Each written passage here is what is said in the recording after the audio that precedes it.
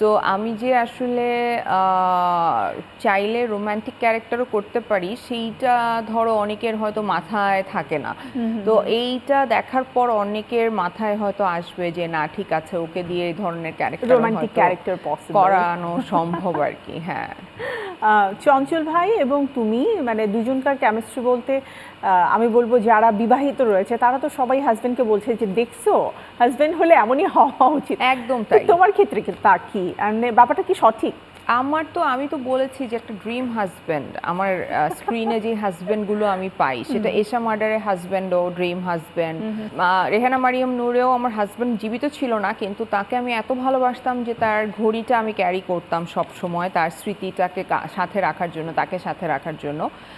আর এখানে চঞ্চল চৌধুরী যে ক্যারেক্টারটা প্লে করেছে সে ব্যক্তিগত জীবনে তার আন্ডারস্ট্যান্ডিং তার ওয়াইফের সাথে প্রচণ্ড খুবই ভালো। ভালো।